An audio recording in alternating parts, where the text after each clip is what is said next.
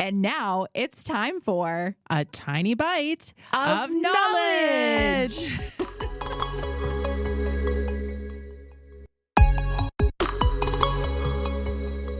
Jody, we are going to talk about the biggest oxymoron in precision agriculture ever. Ooh, what's that? Using full markers on a tractor with auto steer? Close, but no banana. It is talking about composite soil sampling that's precision. Precision composite soil sampling. Have you ever heard of that idea before? I don't know. Have I? It sounds a little intimidating. What does it involve? Well, it involves a GPS for one. I think I can deal with that. Well, let's back up and talk about what a composite soil sampling is and what we used to do with soil sampling before we got into precision soil sampling. Did you ever soil sample before precision agriculture was around, Jody? And if so, how did you do it? No, because I think, the first GPS installed inside of a tractor was like 2003. So I was a very young girl, was not soil sampling at that time. But dang. To answer your question, I have soil sampled before. Actually, you know what? I take that back. I have never soil sampled without marking my points exactly where I took a core. But I want to hear your perspective. Well, here is age before beauty and all that. Here we go. Let me explain to you how we used to do it in the old days when we used to walk 3 miles uphill to school and 3 miles uphill back home again. And we couldn't tell because we didn't have LiDAR to tell us where uphill was. But anyway, back in the old days before we had GPS, the way that we would soil sample is you would pull into a field. Let's say it's a quarter section, 160 acres, for example. And what you were trying to do was get an average soil analysis value for all your soil sampling parameters. So you would soil sample, you would take approximately 20 to 25 cores in the field, randomly through the field, but in areas that were quote unquote thought of as average. So you would stay out of your headlands. You would stay out of that low pothole, out of the ditches, those kinds of things. If you knew where an old farmyard had been, where there had been a lot of manure or weird things going on, you would stay out of that spot and soil sample the rest of the field without that rich area of manure. And that way you would get an average value. So when we start talking about composite soil sampling, it's kind of like the oldest fashioned way of doing soil sampling ever.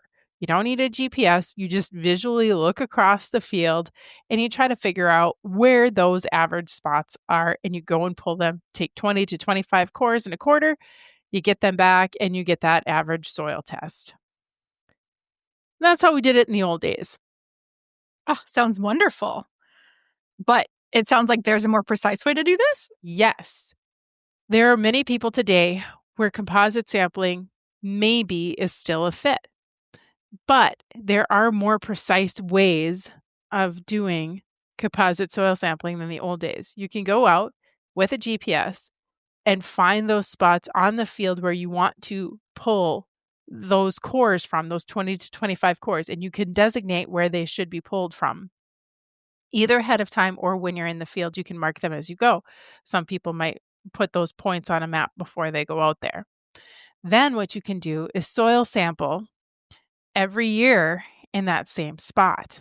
So go back to that same point every year, and theoretically doing that at the same time of the year. Now, when I'm talking the same time of the year, I'm talking about like post-harvest or spring, but let's not do spring and post-harvest. Let's try to be consistent with the general time of the year when we're pulling those soil samples.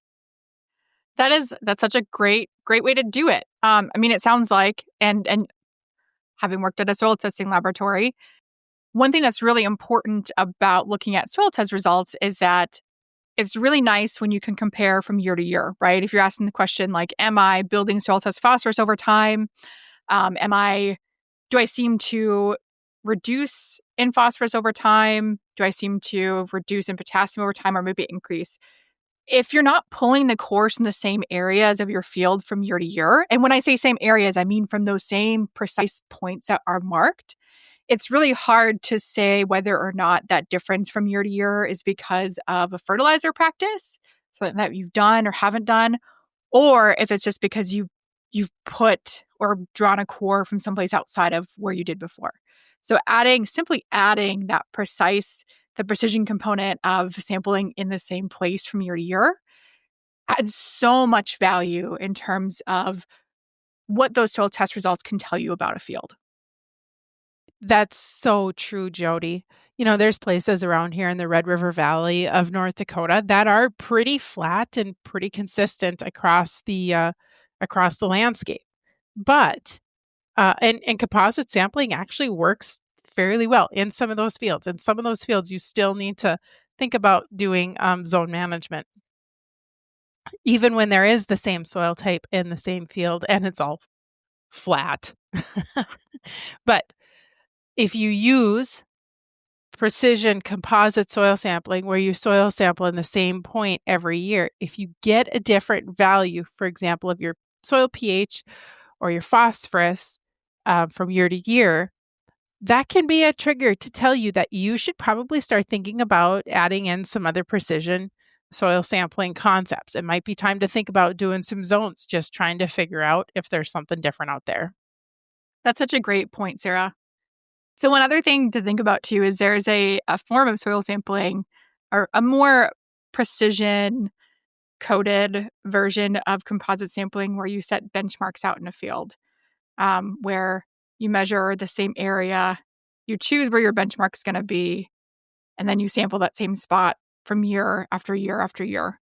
The one challenge with this is, even though you might have benchmark spots that you decide that represent the whole field, and you're going back to that same spot year after year, the challenge in that is that it's hard to pick one spot or even 3 spots that really represent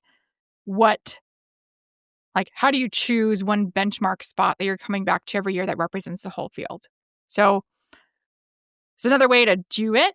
But if you ask, if you're going to be the person that picks the benchmark, and anybody that doesn't know the field isn't going to be the one that wants to choose that, by doing more cores across a wider area, like you would in composite sampling, right? You recommend 15 to 20 cores in every zone, or I don't know. How many cores do you like in your composite sample, Sarah?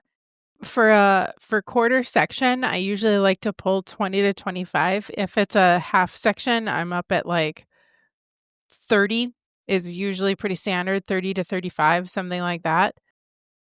Yeah. So just, spreading out the spatial variability, even though you're only getting, one result with a composite or a benchmark, with that composite where you've got those 30 different soil sampling points that are coming together for the average, you're really spreading out that variability and getting a more average rate, or an average soil test result. So just something to think about when you're considering these things. But yeah, if you're somebody that's soil sampling and, you're doing composites and you just want to level up the value of what those soil tests are coming back as and what they're helping you or your customers do in terms of soil fertility, get out there and get a GPS. Yes, most phones and a lot of tablets will have an internal GPS, but if you get an external GPS puck, like a Garmin Glow or others that you can connect to your devices, those tend to be more reliable, and you can go ahead and start marking those soil sample core points so that you can come back to those every single year. And not only do you get the benefit of hopefully stabilizing those soil test values over year or year over year, so you can do some comparing and contrasting, but also it can hypothetically speed up the time that you're in the field. If you know where your points are going to be, instead of having to decide in the field where you're going to sample, it can speed up your soil sampling process too. Actually, Jody, I think that's a very important point for this particular podcast. Once I started marking points in the field, the first time I would lay out my sample points, I would create those points when I was in the field, and I wanted them to be good points that I was laying down. And so the first time that I would lay those soil sample points out, it would take me a little bit longer. But then the years that came after that, boy, it sure sped me up. I knew exactly where I was supposed to be going. And, up here in the northern plains in North Dakota, it actually gets dark, pretty early in November. And so it actually has helped me work a little bit longer into the night, 8 o'clock at night, 9 o'clock at night if I needed to get something done before we had some weather coming or whatever and it was getting dark outside. So it's always nice when you've got that computer there and you know where you're supposed to be driving. Absolutely. So speaking of like advances in technology over time and moving from, non-precision composite sampling to precision composite sampling. And if you're somebody that's been soil sampling for a while and you want to not have a computer in your vehicle, or if you're looking to start collecting these points where you're pulling samples from and you're doing composites and you've never done that before, really, really great place to start is to download the GK Field Mapper app. It's just the free version. You can record your soil sampling points. You can keep them in your phone. You can save those soil sampling points for future use, and you can come back to them year after year. And if you're somebody that's already has your points marked in ADMS, you can get GK Field Mapper where you can just export those points that you've got in ADMS saved right onto your phone, onto your iPad, your Android tablet, whatever you've got, and have those ready to go and be out there making precise composite samples. You can embrace the oxymoron of precision composite soil sampling. Oh, I love that. So do I. Because at GK Technology, we have a map and an app for that. Tune in next time for a tiny bite of knowledge from GK Technology, where we have a map and an app for that.